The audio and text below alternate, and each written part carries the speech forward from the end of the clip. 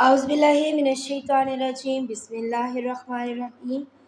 عبداللہ بن عون نے بیان کیا، ان سے محمد بن سیرین نے کہ ام عطیہ رضی اللہ تعالیٰ عنہا نے فرمایا کہ ہمیں حکم تھا کہ حائضہ عورتوں، دوشیزاؤں اور پردہ والیوں کو عیدگاہ لے جائیں۔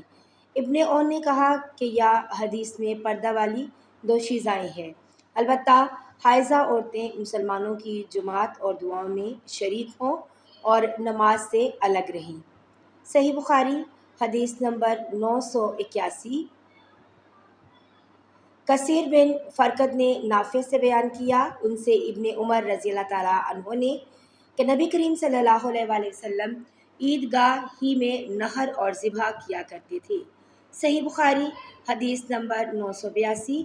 منصور بن معتمر نے بیان کیا کہ ان سے عامر شعبی نے ان سے برا بن اعظم رضی اللہ تعالیٰ عنہ نے انہوں نے فرمایا کہ نبی کریم صلی اللہ علیہ وآلہ وسلم نے بقرعید کے دن نماز کے بعد خطبہ سنایا اور فرمایا کہ جس نے ہماری طرح کی نماز پڑھی اور ہماری طرح کی قربانی کی، اس کی قربانی درست ہوئی، لیکن جس نے نماز سے پہلے قربانی کی تو وہ ذبیحہ صرف گوشت کھانے کے لیے ہوگا۔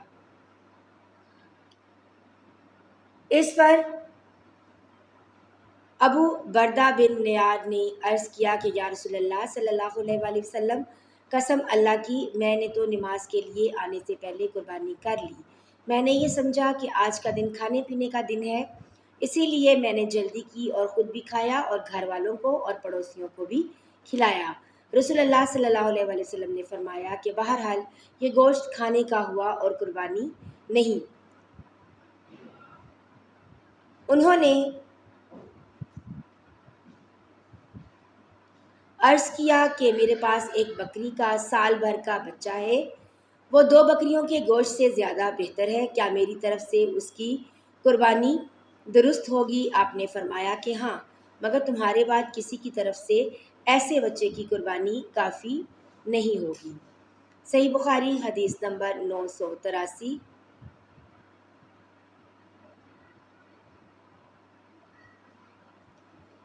حامد بن عمر نے بیان کیا، ان سے حماد بن زید نے، ان سے ایوب سختیانی نے، ان سے محمد نے، ان سے حضرت انس بن مالک رضی اللہ تعالیٰ عنہ نے کہا کہ رسول اللہ صلی اللہ علیہ وآلہ وسلم نے بقرعید کے دن نماز پڑھ کر خطبہ دیا۔ آپ صلی اللہ علیہ وآلہ وسلم نے فرمایا کہ جس شخص نے نماز سے پہلے جانور ذبح کر لیا، اسے دوبارہ قربانی کرنی ہوگی۔ اس پر انصار میں سے ایک صاحب اٹھے کہ یا رسول اللہ صلی اللہ علیہ وآلہ وسلم، میرے کچھ غریب بھوکے پڑوسی ہیں، یا یوں کہا کہ وہ محتاج ہیں، اس لیے میں نے نماز سے پہلے ذبح کر دیا، البتہ میرے پاس 1 سال کی ایک پٹھیا ہے جو 2 بکریوں کے گوشت سے بھی زیادہ مجھے پسند ہے۔ آپ صلی اللہ علیہ وآلہ وسلم نے انہیں اجازت دے دی۔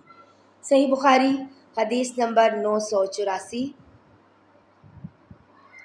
شعبہ نے بیان کیا، ان سے اسود بن قیس نے، ان سے جندب نے، انہوں نے فرمایا کہ نبی کریم صلی اللہ علیہ وآلہ وسلم نے بقرعید کے دن نماز پڑھنے کے بعد خطبہ دیا، پھر قربانی کی۔ آپ صلی اللہ علیہ وآلہ وسلم نے فرمایا کہ جس نے نماز سے پہلے ذبح کر لیا ہو تو اسے دوسرا جانور بدلے میں قربانی کرنا چاہیے، اور جس نے نماز سے پہلے ذبح نہ کیا ہو اسے اللہ کے نام پر وہ ذبح کرے۔ صحیح بخاری حدیث نمبر 985۔ ابو تمیلہ یحییٰ بن واضح نے خبر دی، انہیں فلیج بن سلیمان نے، انہیں سعید بن حارث نے، انہیں جابر رضی اللہ تعالیٰ عنہ نے کہ نبی کریم صلی اللہ علیہ وآلہ وسلم عید کے دن ایک راستے سے جاتے، پھر دوسرا راستہ بدل کر آتے۔ اس روایت کی مطابقت یونس بن محمد نے فلیج سے کی، ان سے سعید نے اور ان سے ابو ہریرہ رضی اللہ تعالیٰ عنہ نے بیان کیا، لیکن جابر کی روایت زیادہ صحیح ہے۔ صحیح بخاری حدیث نمبر 986۔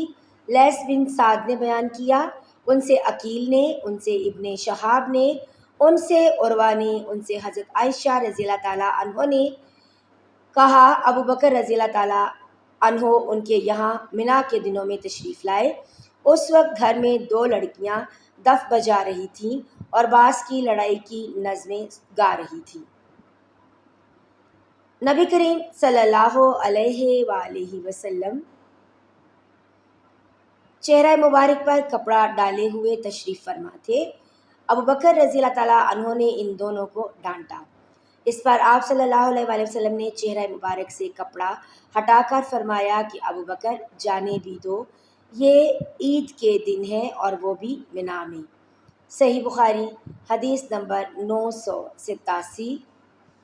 حضرت عائشہ رضی اللہ تعالیٰ عنہا نے کہا، میں نے ایک دفعہ نبی کریم صلی اللہ علیہ وآلہ وسلم کو دیکھا کہ آپ صلی اللہ علیہ وآلہ وسلم نے مجھے چھپا رکھا تھا اور میں حبشہ کے لوگوں کو دیکھ رہی تھی جو مسجد میں تیروں سے کھیل رہے تھے۔